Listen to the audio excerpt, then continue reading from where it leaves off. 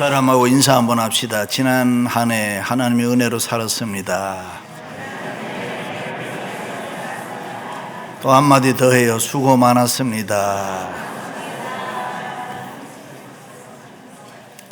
할렐루야.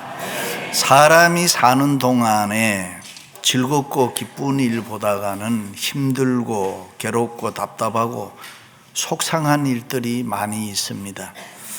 그래서 구약의 욥은 인생은 괴로움이라 그랬습니다. 야곱은 바로 앞에서 자신의 과거를 회상하면서 인생살이가 험악한 세월을 보냈다 그랬습니다. 신약의 사도 바울은 인생을 가리켜서 공고한 자, 사망의 몸, 피곤하고 고통스러운 것이 인생이다 그랬습니다. 그래서 예수님께서도 인생을 가리켜서 수고하고 무거운 짐진 자들이라고 했습니다. 그렇습니다. 우리가 하루하루 산다는 거 그렇게 쉽지 않습니다. 가정생활도 그렇고 직장생활도 그렇고 사업이든 심지어 교회 생활도 어렵습니다. 특별히 미국 이민 와서 살고 있는 우리들은 얼마나 고생하면서 살아갑니까? 열심히 일하면서 수고해야 되고 무거운 짐진 자처럼 고난과 고통을 때때로 겪으면서 살아갈 때가 많이 있습니다. 그런가 하면 사람 때문에 또 상처받고 아픔을 겪을 때도 너무 많습니다. 어떻게 인간이 그렇게 살 수 있을까? 믿을 수 없는 것이 사람의 마음이라고 했지만은 인간의 탈을 쓰고 어떻게 그렇게 살 수 있을까? 속이 상해서 마음이 아파서 밤에 잠을 못 자고 괴로워하며 눈물을 흘리며 울 때도 있었습니다. 때때로 자기 자신을 볼 때도 한심하고 내가 이 정도밖에 안 되는 것인가? 그때 내가 왜 그렇게 했을까? 잘못한 자신의 모습을 보면서 자기 자신을 미워하고 증오할 때도 있습니다. 좀 더 내가 열심히 살았다면은 지금쯤 뭐가 됐을 텐데 게으르고 나태했던 자신의 모습을, 자신의 삶을 후회할 때도 많이 있습니다. 오늘은 송년주일입니다. 한 해를 보내고 새해를 맞이해야 하는 중요하고 뜻깊은 길목에 서 있는 날입니다. 그래서 생각이 많습니다. 나름대로 지난 한 해를 돌이켜보면서 결산해야 되고 또 평가를 해야 하는 그런 날입니다. 성경에 보면은 어떤 주인이 외국에 출타하면서 세 사람의 종을 불려 각각 5달란트, 2달란트 그리고 1달란트를 주고 떠났습니다. 그리고 오랜 후에 돌아와 결산할 때 5달란트, 2달란트 받았던 종들은 장사해서 배를 이윤으로 남겼습니다. 그러나 1달란트 받았던 종은 그걸 그대로 땅에 묻어두었다가 그대로 가지고 왔습니다. 그때 주인은 5달란트, 2달란트 받은 종들은 열심히 일해서 이윤을 배로 남겼다고 해서 착하고 충성된 종이라고 칭찬을 해 주었습니다. 그러나 1달란트 그대로 가지고 온 종에게는 악하고 게으른 종이라고 책망하고 내어 쫓았다 하는 이야기가 있습니다. 그렇다면 여러분은 지난 한 해를 어떻게 보냈습니까? 5달란트, 2달란트 받았던 종처럼 하나님 앞에 칭찬받을 수 있겠습니까? 아니면은 1달란트 받았던 종처럼 주님의 책망은 없겠습니까? 그렇습니다. 사람은 뒤를 돌아볼 줄 알아야 합니다. 뒤를 돌아볼 줄 모르는 사람은 자기를 볼 줄 모르는 사람입니다. 반성과 회개가 없는 사람은 은혜와 복을 받을 자격이 없는 사람입니다. 때로는 우리가 자신을 뒤돌아보면은 부끄럽고 창피하지만 반드시 뒤돌아봐야 되는 것은 새로운 결심을 할 수가 있습니다. 뒤돌아봐야 깨닫게 되고 뒤돌아봐야 회개하고 용서받고 새로운 축복을 받게 되는 줄로 믿습니다. 유대인들은 로시 하사나 온키퍼라는 행사를 합니다. 우리들이 매년 송구 영신 예배를 드리고 아니면 새해 특별 새벽 기도를 하는 것과 같습니다. 그때 그들은 특별히 2가지를 합니다. 하나는 그동안 지었던 죄를 다 회개하는 일입니다. 그리고 또 하나는 싸우고 원수 맺었던 사람이 있으면 찾아가서 용서하고 화해하는 것입니다. 그때 미가서 7장 19절 말씀을 읽는데 다시 우리를 긍휼히 여기셔서 우리의 죄악을 발로 밟으시고 우리의 모든 죄를 깊은 바다에 던지시리이다.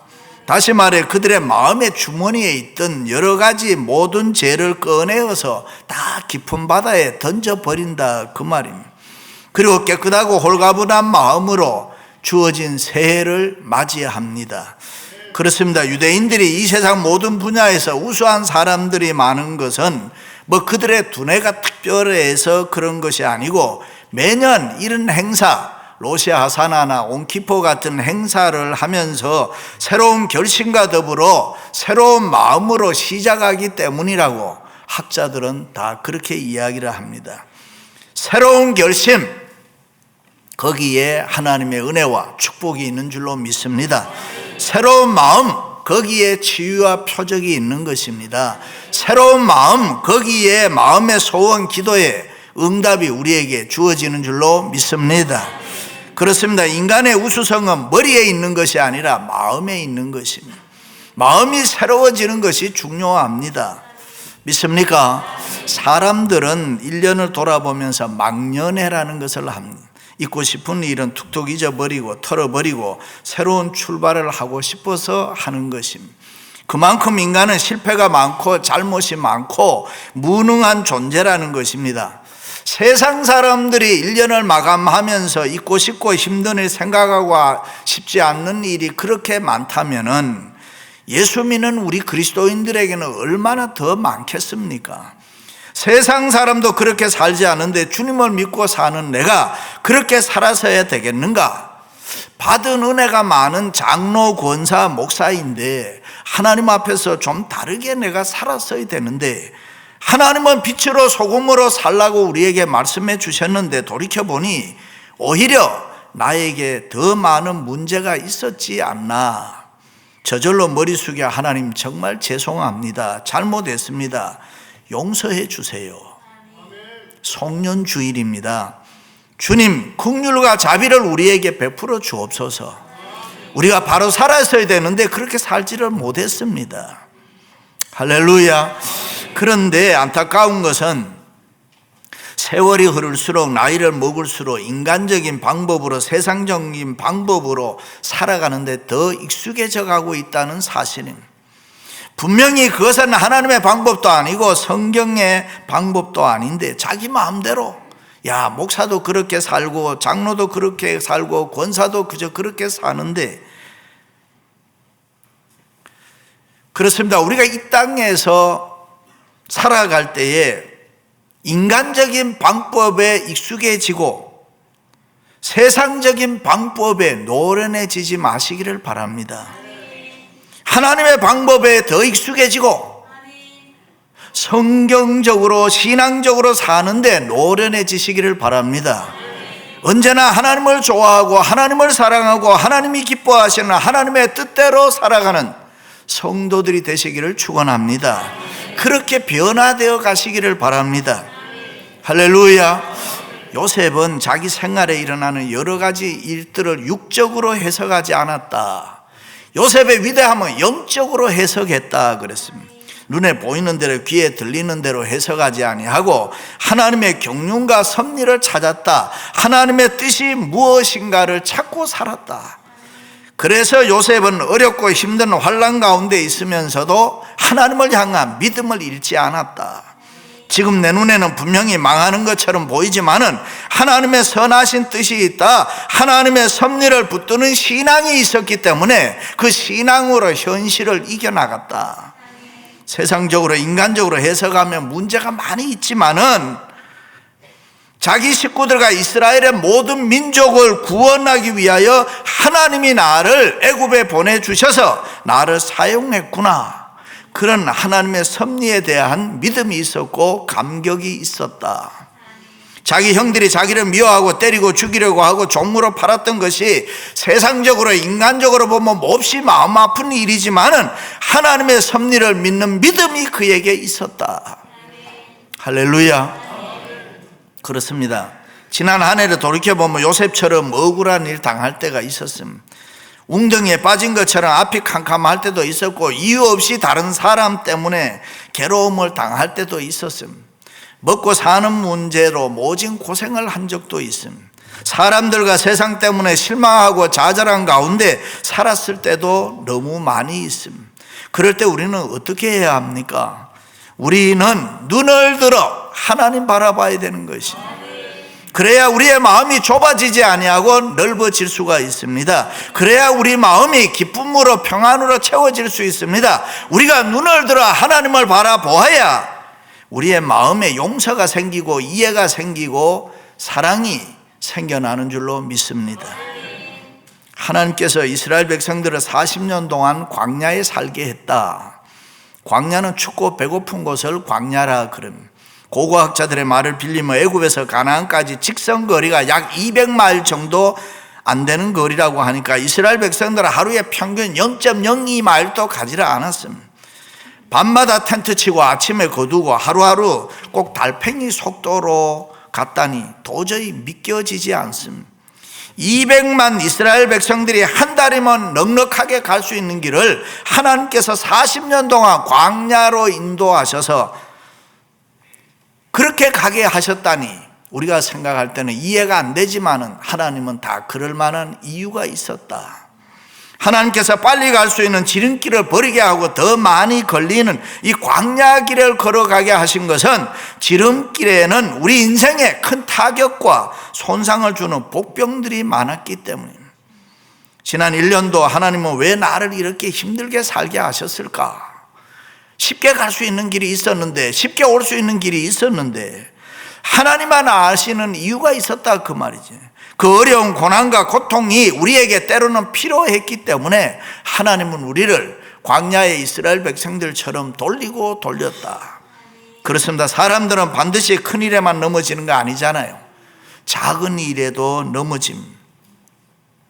우리의 주변에 보면은 일어섰다고 하는 사람들이 쓰러지는 사람들이 가끔 있습니다. 다 되었다고 생각했던 일이 무너지고 실패로 돌아가는 경우도 있습니다. 인생이 그래서 힘든 것입니다.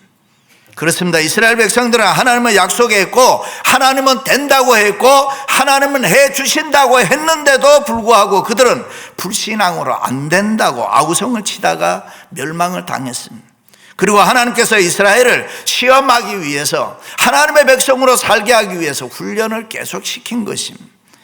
하나님이 누구시고 어떤 분이시라는 것을 너희들이 그리고 어떤 존재라는 것을 분명하게 알아야 된다. 하나님이 어떤 분이고 너 자신이 어떤 사람이라는 거 너 자신이 알아야 된다. 그래서 예수 믿는 그리스도인들이 교회 생활, 신앙 생활 하다 보면은 내가 이 정도밖에 안 되나? 내 수준이 이건가 하면서 회의를 느낄 때가 있습니다. 차라리 교회 여러 직분을 받지 아니하고 그냥 조용히 다녔으면 몰랐을 일을 교사로 가르치다 보니까 찬양대원으로 초장, 목장, 리더로 일하다 보니까 미천이 다 나타나고 부끄럽고 창피스러울 때가 있습니다. 가만히 있으면 모를 텐데 찬양대 안에 들어가서 함께 하다 보니까 노래 부르다 보니까 음치라는 것을 옆 사람이 알게 됩니다. 그렇습니다. 교회 생활도 신앙 생활도 함께 하다 보면은 가만히 있으면은 중간에라도 가는데 한마디 거들어서 꼴찌가 돼버리고 미천이 다 나타나서 창피할 때가 많습니다. 그렇다면 하나님께서는 왜 이 공동체 안에서 우리에게 찬양대 하라고 교사하라고 봉사하라고 직분을 주셨을까? 그냥 가만히 내버려 두면은 아무도 모르고 살아갈 텐데 왜 우리를 세상에 버려두지 아니하시고 천에 하나 만에 하나 부르셔서 하나님의 백성으로 하나님의 자녀로 살아가게 하셨을까? 그것은 하나님이 누구시고 내가 누구인가를 바로 알게 하기 위해서, 나라는 존재는 하나님 없이는 살 수 없는 존재라는 것, 그것을 깨닫게 하기 위해서입니다. 그냥 있으면 잘 모를 텐데 직분 받고 보니까 내가 이런 사람이구나 확인시켜주기 위해서 여러 가지 직분을 우리에게 맡겼습니다. 내가 이렇게 부족한 사람이니까 나에게는 하나님이 꼭 필요하다, 하나님의 도우심이 필요하다. 이것이 신앙생활에서 중요한 것입니다. 내 하나님께서 이 40년 동안에 너로 광야의 길을 걷게 하신 것을 기억하라. 이는 너를 낮추시며 너를 시험하사 내 마음이 어떠한지 그 명령을 지키는지 아니 지키는지 알려 하심이라. 원래 광야라 무엇을 심어서 거둘 땅이 아니잖아요. 인간이 정착할 곳도 아니고 그냥 매일 걸어가야 하는 그런 것을 광야라 그럽니다.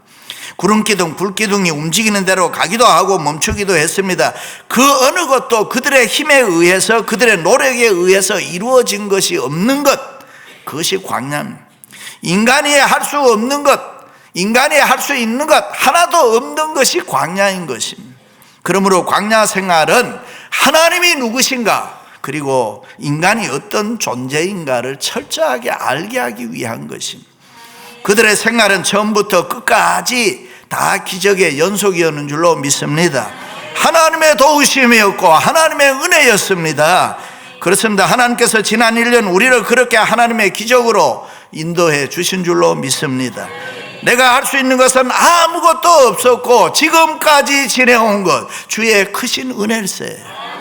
모두가 다 하나님의 은혜요 사랑이었습니다. 광야 같은 세상에서 하나님이 입히시고 하나님이 먹여주셨습니다. 그러므로 우리는 전능하신 하나님의 이름을 높여 송축드려야 되고 우리 자신들은 한없이 낮춰야 하는 것입니다. 어떤 일이 있어도 하나님의 은혜와 축복을 잊으면 안 되는 줄로 믿습니다. 너도 알지 못하면 내 열조도 알지 못하던 만나를 내게 먹이신 것은 사람이 떡으로만 사는 것이 아니요 여호와 입에서 나오는 모든 말씀으로 사는 줄을 너로 알게 하려 하심이라. 그렇습니다. 내가 너희들에게 기적을 베풀어서 배불리 먹게 해주고 구름기둥 불기둥으로 너희들을 인도한 것은 딱 하나님이 어떤 분이라는 거 알게 하기 위해서다.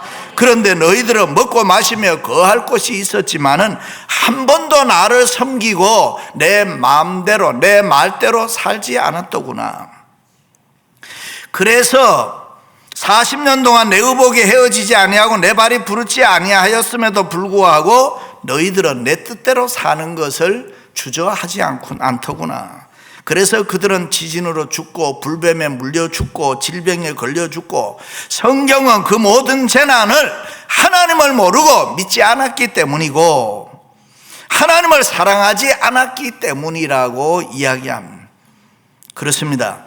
신앙이란 행위로 증거되어야 하는 것입니다. 지난 1년 하나님께서 우리에게 이것도 해주시고 저것도 해주시고 필요한 대로 다 채워주셨는데 혹시라도 이스라엘 백성들처럼 원망하고 불평하고 불신앙으로 살지는 않았습니까? 전능하신 하나님을 우리가 믿는다고 하면서 지난 1년 먹고 사는 문제 때문에 염려하고 근심하고 걱정하지는 않았습니까? 하나님을 사랑하고 하나님을 위해서 내가 살아간다고 하면서도 나를 먼저 사랑하고 내 유익을 먼저 구하지는 않았습니까? 그렇습니다. 지난 1년도 하나님이냐 떡이냐 교회냐 세상이냐 이 둘 사이에 우리는 언제나 떡을 먼저 찾았고 세상을 먼저 찾았습니다. 하나님께서 떡만큼은 내가 책임져 주겠다고 하시는데도 그것을 믿지를 못했습니다. 오늘 또 얼마나 많은 성도들이 하나님을 구하지 아니하고 떡만 구하면서 살아가는지 모릅니다. 그래서 이 송년주의를 맞이해서 이제는 우리가 정신 차려야 할 줄로 믿습니다. 그래서 말인데요, 부부도 싸움을 할 때 데드라인이 필요합니다. 여기까지 싸워야 되겠다. 싸우는데 그게 무슨 소리냐 2판 4판이라고 하는데 그러면은 상처가 너무 커지는 겁니다. 부모 자식 간에도 형제끼리도 혹 교우들끼리도 혹 다투더라도 적당히 다투어야 합니다. 아니면 깨집니다. 아무리 화가 나도 말을 가려야 되고 예의 매너 행동을 늘 성도는 자제해야 됩니다. 요즘은 또 옛날하고 달라 싸우면 남자들이 밖으로 잘 나오더라고요. 여러분, 남자는 나오면 갈 데가 없습니다. 대책 없이 나오지 마세요. 그냥 집안에 계세요. 그냥 싸움을 할 때 왜 조심해야 되느냐? 상대에게 상처를 입히거나 모진 마음, 한을 품게 하면 결국 그것이 내 것이 되고 내게 손해가 되기 때문에 그렇게 하면 안 되는 것입니다. 여러분, 김삿갓이라는 이야기 알죠? 노래에도 떠나가는 김삿갓이라는 노래가 있잖아요. 그가 죽은 지 200년이 지났는데 아직도 김삿갓 하면 많은 사랑을 받습니다. 본명은 김병년인데 평생 갓쓰고 방랑자 시인으로 세상을 떠돌면서 살았습니다. 그가 왜 그렇게 됐느냐? 역사에 보면 조선 말기 세도 정치의 주역이 안동김씨 후손인데 1811년 평안도에서 흥경대란이 일어났을 때 그것을 진압할 군수가 그냥 항복해버린 것입니다. 이것은 있을 수도 없는 일입니다. 그때 군수가 김익순이라는 사람인데 김삿갓이 20살까지 그가 누군지 모르고 자라납니다. 그리고 그때 국가가 실시하는 시인대회에 나가서 이 김삿갓이 김병년이가 그 김익순이라는 군수를 신랄하게 비판했습니다. 욕을 많이 했습니다. 그런데 나중에 알고 보니까 그 군수가 자기 할아버지였습니다. 어느 정도 비판했으면 괜찮은데 너무 심하게 욕을 하고 비판을 해서 끝내 회복이 되지 않았습니다. 그래서 세도 가문에서 출세할 기회가 많았지만 평생 삿갓 쓰고 방랑자로 살게 됩니다. 그런데 여러분, 하나님께서는 하나님을 구하지 아니하고 떡만 구한 그런 못난 우리였음에도 불구하고 하나님은 떡도 주시고 하나님 말씀도 우리에게 주시고 그 사랑 그 은혜가 너무 감사할 뿐인 것입니다. 할렐루야. 그러므로 하나님 앞에 회개하고 우리가 송년주일에 새로운 결심을 해야 됩니다. 지난 1년 하나님의 은혜로 살았지만 하나님을 먼저 구하지 아니하고 떡을 위해서 애쓰고 하나님의 나라와 의를 구하지 아니하고 이 세상 것만 구하면서 살았지 않습니까? 아하, 그것이 내 모습이구나. 그렇게 깨달을 수만 있다면은 그렇습니다. 우리 모두가 하나님 앞에 내가 그렇게 정직하게 회개하고 고백할 수만 있다면은 지난 1년을 헛되게 살아온 것이 아니라 오히려 우리에게는 은혜와 축복이 되는 줄로 믿습니다. 아니, 하나님 이제는 하나님을 높이고 하나님의 뜻대로 살겠습니다. 하나님 기쁘시게 하며 하나님 사랑하면서 살겠습니다. 하나님 오늘 또 우리가 그렇게 고백하고 다짐하지만은 앞으로 우리가 그렇게 살 수 없는 것을 하나님이 너무 잘 아십니다. 그냥 우리에게 내버려 두면 우리는 우리가 좋은 대로 우리 욕심대로 또 살아갈 터이니까 하나님, 우리 보고 이제는 더 이상 떡이냐 하나님이냐 묻지 마시고 하나님이 강하게 우리를 붙드시고 은혜로 역사해 주옵소서. 내가 하나님을 구하면서 사는 자 되게 해 주옵소서. 이렇게 기도할 수 있기를 바랍니다. 할렐루야. 왜 그렇습니까? 우리는 스스로 하나님을 선택할 만한 그런 존재가 못 되는 것입니다. 내가 배고파 보지 않았는데 배고픈 사람 사정 알겠습니까? 내가 아파 보지 않았는데 아픈 사람 사정 알겠습니까? 내가 위기에 처해보고 내가 고난이 있어야 우리는 진실된 기도를 드리기 때문에, 그러므로 우리는 하나님 앞에 하나님 내 인생 책임져 주옵소서. 내 인생을 나에게 맡기지 마시고 하나님이 맡아서 책임져 주옵소서. 우리의 가정과 우리의 사업과 우리의 교회를 우리 손에 맡기지 마시고 하나님이 맡아 주옵소서. 그런 안타까운 기도가 있다면 금년은 우리는 성공인 것입니다. 돈을 많이 못 벌어서도 자녀 때문에 속이 상해도 지금 하나님을 찾을 수 있다면 유종의 미를 거두는 것입니다. 주님, 나에게, 우리 가정에, 우리 사업에, 우리 교회에 긍휼과 자비를 베풀어 주옵소서. 우리는 하나님 없이 못 삽니다. 사랑하는 성도 여러분, 부디 새해에는 떡을 먼저 구하지 마시고 하나님을 먼저 구하는 일로 새해를 시작하시기를 주님의 이름으로 축원합니다. 축원합니다.